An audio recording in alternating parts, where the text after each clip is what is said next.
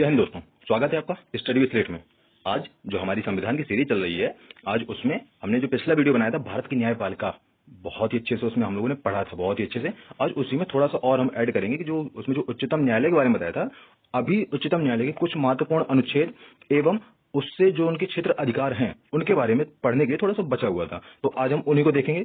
तो चलिए शुरू करते हैं। अनुच्छेद 126, सर्वोच्च न्यायालय के मुख्य न्यायाधीश का पद रिक्त होने पर राष्ट्रपति सर्वोच्च न्यायालय के किसी भी न्यायाधीश को मुख्य न्यायाधीश CJI chief justice of India कार्यवाहक नियुक्त कर सकता है। मतलब मान लीजिए कि सीजेआई का पद खाली है, जिसमें मुख्य न्यायाधीश का पद खाली है, तो राष्ट्रपति सर्वोच्च न्यायालय के किसी भी न्यायाधीश को मुख्य न्यायाधीश कार्यवाहक के रूप में नियुक्त कर सकता है। कार्यवाहक का मतलब होता है कि जब तक कोई अच्छी तरह से नहीं बन जाता है तब तक वह उनकी तरह कार्य कर सकता है, और कार्यवाहक को जिसके पद पर कार्यवाहक होता है उसके पूरे वेतन भत्ते और जो भी सुविधाएं होती है वो सभी मिलती हैं। ठीक है, तो ये 126 में लिखा हुआ है, बिल्कुल अच्छे से याद कर लीजिए कि कार्यवाहक जो मुख्य न्यायाधीश किस अनुच्छेद में आते हैं, ये क्वेश्चन सीधे सीधे आता है। ठीक है, अनुच्छेद 127 ये क्या कहता है कि गढ़ पूर्ति नहीं होने की स्थिति में सीजेआई राष्ट्रपति से सलाह करके उच्च न्यायालयों के मुख्य न्यायाधीश को उच्चतम न्यायालय सुप्रीम कोर्ट के तदर्थ न्यायाधीश के रूप में नियुक्त कर सकते हैं। ये देखिए, इसमें ये सीधे सीधे बोला कि मान लीजिए जो इस समय गढ़ पूर्ति है वो कितनी है, 33 और 1 34, एक हमारा मुख्य न्यायाधीश और जो 33 उसके सहयोगी न्यायाधीश, ये कहां पर है, सुप्रीम कोर्ट में। और मान लीजिए इतने नहीं होते हैं तो कौन, राष्ट्रपति से सलाह करके उच्च न्यायालय के मुख्य न्यायाधीश को, मान लीजिए जैसे उत्तर प्रदेश का उच्च न्यायालय है तो उसके जो मुख्य न्यायाधीश को वह अपने उसमें तदर्थ न्यायाधीश के रूप में नियुक्त कर सकते हैं। सीधे सीधे क्वेश्चन आता है कि तदर्थ न्यायाधीश किस अनुच्छेद में आते हैं, तो सीधे सीधे आपको याद रखना है 127। ठीक है, अनुच्छेद 128 कहता है कि गढ़ पूर्ति नहीं होने पर, वही है गढ़ पूर्ति, वही है, नहीं होने पर सीजेआई, मतलब कौन, सीजेआई मतलब चीफ जस्टिस ऑफ इंडिया, जहां पर भी आपको सीजेआई लिखा हुआ मिले तो उसका मतलब यही होता है कि चीफ जस्टिस ऑफ इंडिया। ठीक है, भारत का मुख्य न्यायाधीश। तो क्या है कि गढ़ पूर्ति नहीं होने पर सीजेआई राष्ट्रपति के सलाह पर सेवानिवृत्त न्यायाधीश को उच्चतम न्यायालय में नियुक्त कर सकते हैं। मतलब सेवानिवृत्त कौन, जिनकी उम्र 65 वर्ष पूरी हो चुकी है लेकिन अब कार्य अधिक आ गया है, अब जज की जरूरत है, तो 128 में प्रावधान है कि जो सेवा से छुट्टी ले चुके हैं, 65 वर्ष उम्र पूरी हो चुकी है, वो भी कार्य कर सकते हैं। यह अनुच्छेद 128 में लिखा हुआ है, याद रखिएगा। अनुच्छेद 130, मुख्य न्यायाधीश राष्ट्रपति की पूर्व सहमति लेकर दिल्ली के अतिरिक्त अन्य किसी स्थान पर सर्वोच्च न्यायालय की बैठक बुला सकता है। मतलब जो हमारा सुप्रीम कोर्ट कहां पर है, वो नई दिल्ली में स्थित है, लेकिन अगर ऐसी कोई परिस्थिति आ जाए कि कहीं और जाकर अपना सर्वोच्च न्यायालय, अगर वहां पर जाकर न्याय करना, वहीं पर ही जाकर न्याय करना है, तो वह राष्ट्रपति से स्वीकृति लेकर, पहले वो राष्ट्रपति से स्वीकृति लेंगे, पहले पूछेंगे उनसे, और स्वीकृति मिलने के बाद वह किसी भी स्थान पर अपने पैनल लगा सकते हैं, अपना वो न्याय दे सकते हैं। ऐसा अभी तक 2 बार हो चुका है, एक बार हैदराबाद में और एक बार श्रीनगर में। ठीक है, सर्वोच्च न्यायालय की सभी कार्यवाही अंग्रेजी भाषा में होती हैं। ये आप सीधे सीधे याद रखिएगा, छोटा सा क्वेश्चन लेकिन घुमाने के लिए आ सकता है। तो सर्वोच्च न्यायालय की सभी कार्यवाही, जितनी भी कार्यवाहियां होती हैं वो सभी अंग्रेजी भाषा में होती हैं।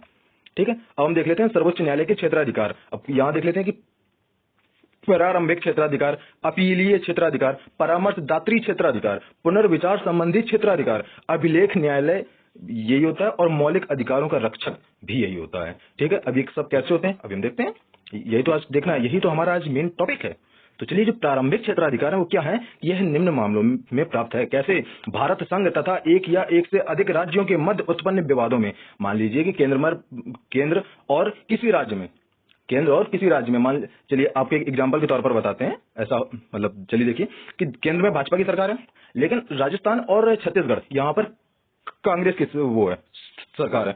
अब मान लीजिए केंद्र कोई योजना बनाती है कि सभी राज्यों को ये पालन करना है, लेकिन राजस्थान पालन नहीं करती है, तो सुप्रीम कोर्ट खुद जाकर उस पर एक्शन ले सकती है कि ये केंद्र की योजना है, और उस पर दोनों की राय और सहमति पूछ सकती है कि भैया आप क्यों नहीं शुरू करना चाहते हैं। ठीक है, ऐसा सुप्रीम कोर्ट के पास में अधिकार है। 2 या 2 से अधिक राज्यों के बीच ऐसे विवादों में जिसमें उनके वैधानिक अधिकारों का प्रश्न निहित है। ठीक है, अब जैसे 2 या 2 से अधिक राज्य हैं, अब उत्तर प्रदेश और एमपी है। अब यहाँ पे देखिए जो केन बेतवा लिंक परियोजना जो अभी चालू हुई है, ये परियोजना 20 साल से पेंडिंग में है, मतलब होनी इस तरह से पड़ा हुआ था। अब 2 राज्यों के मध्य का मामला था, तो ऐसी स्थिति में भी सुप्रीम कोर्ट खुद एक्शन ले सकती है। ये उसके प्रारंभिक क्षेत्राधिकार के अंतर्गत आते हैं। ठीक है। दूसरा देखते हैं, दूसरा अपीलीय क्षेत्राधिकार। देश का सबसे बड़ा अपीलीय न्यायालय सर्वोच्च न्यायालय है। इसे भारत के सभी उच्च न्यायालयों के निर्णयों के विरुद्ध अपील सुनने का अधिकार है। आपने ये देखा होगा कि कोई भी फैसला, अगर उच्च न्यायालय का कोई भी फैसला आता है तो वह सुप्रीम कोर्ट में, अगर जिसके पक्ष में आ गया वो तो हैप्पी हो गया, लेकिन जिसके विरुद्ध आया है वो सुप्रीम कोर्ट जाता है। ठीक है। तो अपीलीय क्षेत्राधिकार, अपील करने का अधिकार मतलब सर्वोच्च न्यायालय के पास है। जिसको भी अपनी अपील करनी है, आपने एक जनहित याचिका भी सुनी होगी, PIL जनहित याचिका, वो भी जो जनहित याचिका होती है वो भी सिर्फ सुप्रीम कोर्ट में ही लगती है। ठीक है। इसके अंतर्गत 3 प्रकार के प्रकरण आते हैं, संवैधानिक, दीवानी, फौजदारी। ठीक है। मतलब संविधान के अंतर्गत जो भी अपील है वो इसमें आ सकती है, दीवानी संबंधित मामले हो सकते हैं वो आ सकते हैं, और फौजदारी संबंधित जो मामले होते हैं वो भी इसमें आते हैं। ठीक है। अब हम देख लेते हैं परामर्शदात्री क्षेत्राधिकार। ये अनुच्छेद भैया सबसे महत्वपूर्ण अनुच्छेद है पूरे उच्चतम न्यायालय में। क्या है बात, देख लेते हैं कि राष्ट्रपति को यह अधिकार है कि वह सार्वजनिक महत्व के विवादों पर सर्वोच्च न्यायालय का परामर्श मांग सकता है। राष्ट्रपति को अधिकार है ये कि वह सर्वोच्च न्यायालय से कोई सार्वजनिक महत्व का अगर प्रश्न है, राष्ट्रपति चाहता है कि सुप्रीम कोर्ट हमें इस मामले में अपनी राय दे, अपना परामर्श दे, तो वह उनसे मांग सकता है। ये उसके पास में अधिकार है। कौन सा अनुच्छेद है? 143। ठीक है, अच्छे से याद रखना है, एक अनुच्छेद 143, ये राष्ट्रपति के पास अधिकार है। एक और चीज देख लेते हैं कि न्यायालय के परामर्श को स्वीकार या अस्वीकार करना राष्ट्रपति के विवेक पर निर्भर करता है। मान लीजिए न्यायालय ने कोई परामर्श दिया तो वह राष्ट्रपति के ऊपर निर्भर करता है कि वह उस बात को माने या ना माने। ठीक है।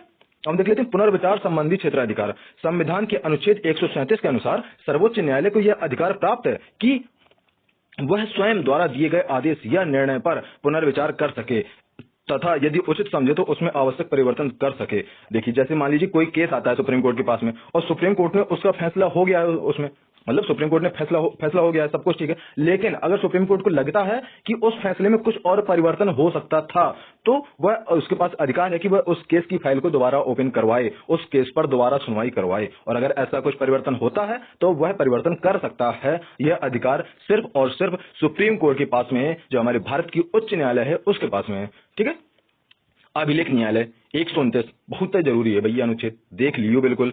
अभिलेख न्यायालय ये क्या कहता है 129 में कि सर्वोच्च न्यायालय को अभिलेख न्यायालय का स्थान प्राप्त है।